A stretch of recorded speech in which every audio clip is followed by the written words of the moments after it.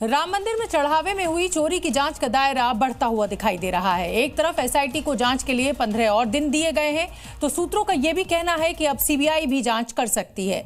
6 आरोपियों के घर से बहुत सारा कैश मिला है। सवाल ये खड़ा हो रहा है कि आरोपियों ने चोरी के पैसे से घर बनवाए, क्योंकि जिनकी तनख्वाह 17,000 रुपए थी वो करोड़ों का मकान कैसे बनवा रहे हैं। क्या इन घरों पर अब बुलडोजर एक्शन होगा? अयोध्या में चढ़ावा चोरी से जुड़ी इस समय की एक बड़ी खबर आपको बता दें। सूत्रों के मुताबिक पुलिस ट्रस्ट के सभी लोगों से पूछताछ कर सकती है। पुलिस सभी आरोपियों की संपत्तियां खंगाल रही है। कई बेनामी संपत्तियों के भी लिंक्स मिले हैं। अयोध्या ही नहीं, लखनऊ, नोएडा और बाकी और राज्यों में भी ये संपत्तियां होने की आशंका एसआईटी को दिख रही है। पुलिस ये पता कर रही है कि किसकी कितनी संपत्ति है। पुलिस संपत्तियों की रजिस्ट्री की कॉपियां भी निकाल रही है और इसके बाद अगर कहीं बड़ी संपत्ति पाई जाती है तो केवल चंपत राय और अनिल मिश्रा ही नहीं बल्कि ट्रस्ट के और भी बड़े नामों से पूछताछ हो सकती है। ट्रस्ट और दान का पैसा कहां कहां पहुंचा है, इस पर भी अब एसआईटी जांच कर रही है।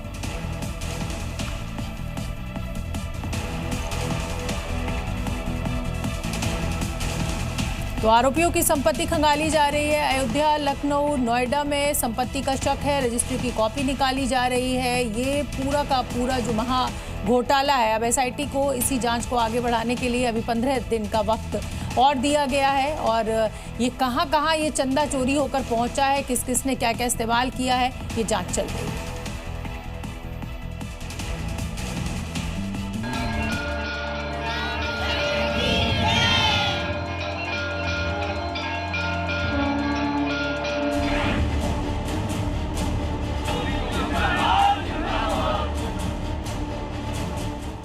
एक तरफ अयोध्या में चढ़ावा चोरी के आरोपियों के खिलाफ सख्ती बढ़ रही है, तो दूसरी तरफ इनके खिलाफ गुस्सा भी बढ़ रहा है। ये प्रदर्शन अयोध्या बार एसोसिएशन की ओर से हो रहा है। वकीलों की मांग है कि चंपत राय, अनिल मिश्रा और गोपाल राव के खिलाफ एफआईआर दर्ज कराई जाए। चंपत राय साहब हैं और एक गोपाल राव जी हैं और एक अनिल मिश्रा जी हैं। हम लोग इनका नाम सुने हैं, देखे नहीं, आज तक जानते हैं। उसमें एक आध नाम और बढ़ सकते हैं, जो कि अभी एफआईआर नहीं दर्ज हुई। तो एफआईआर नहीं दर्ज हुई तो हम लोग न्यायालय का शरण लेंगे। सेक्शन 175(4) है भाई, 173 सब क्लास 4 है, उसमें अप्रोप्रिएट फोरम में जाएंगे, वो भी नहीं करेंगे। हाई कोर्ट जाएंगे, हाई कोर्ट नहीं जा, अगर वहां भी नहीं दर्ज हुआ तो सुप्रीम कोर्ट जाएंगे, वहां से भी नहीं दर्ज हुआ परिवाद भी फाइल करेंगे, लेकिन विवेचना में शामिल जरूर होंगे। हमारे यहाँ ये न्यायपालिका है, न्यायपालिका आंख नहीं बंद करेगी। उसके लिए चाहे चंपत राय हो, चाहे अग्नू घुरहु हो, कोई फर्क नहीं पड़ता, लेकिन मुकदमा निश्चित दर्ज होगा। मांग सिर्फ एफआईआर दर्ज कराने की नहीं हो रही। बार एसोसिएशन की डिमांड है कि राम मंदिर चढ़ावा चोरी के मामले में ईडी से भी जांच कराई जाए। सवाल है, आखिर अभी तक ईडी ने दखल क्यों नहीं दिया? ईडी का दखल हुआ नहीं हुआ, ईडी दखल होना चाहिए था। आखिर लॉकअप को कौन खोलेगा? उनके नोटिस तो चस्पा किए जा रहे हैं।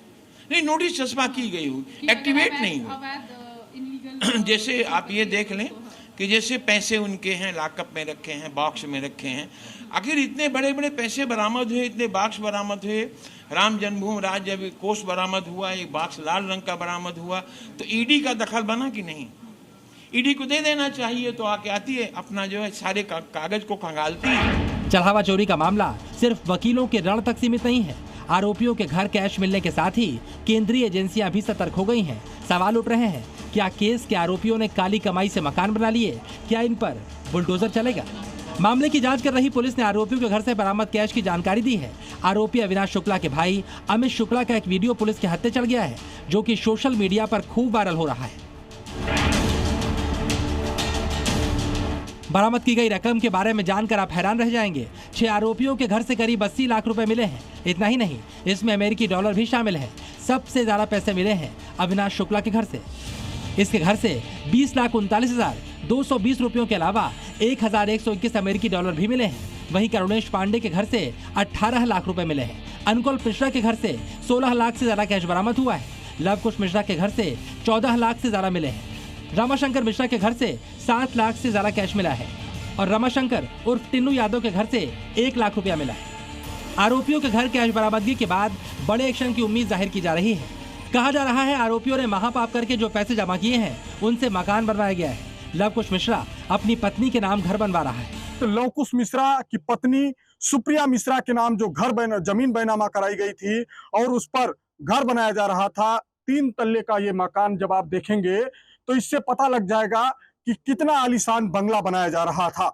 हालांकि अब लव कुश मिश्रा राम मंदिर दान चोरी के आरोपी हैं और वो जेल में बंद हैं, लेकिन ये भी खबर निकल के आ रही है कि जो ये आलीशान बिल्डिंग आप देख रहे हैं ना कैमरे में, अपने वीडियो जर्नलिस्ट से कहूंगा कि इसको दिखाएं कितना आलीशान ये मकान बन रहा था 2025 में जब ये बैनामा लिया गया और 3 महीने में महज ये तैयार होता है।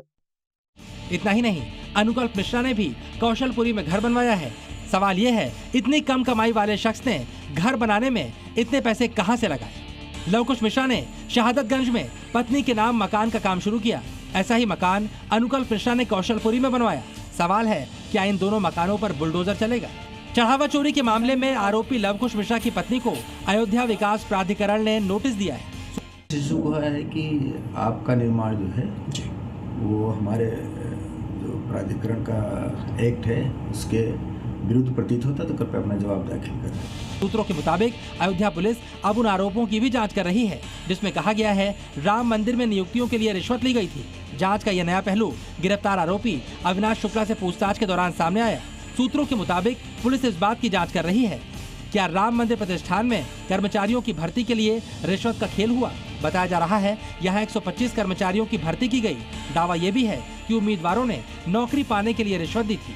इस घटनाक्रम के बीच अयोध्या राम जन्मभूमि तीर्थ ट्रस्ट के ट्रस्टी महंत दिनेंद्र दास महाराज ने गोपाल राव पर सवाल खड़े किए। पूरी गलती गोपाल का ही है, गोपाल ही उलझा रहे सब।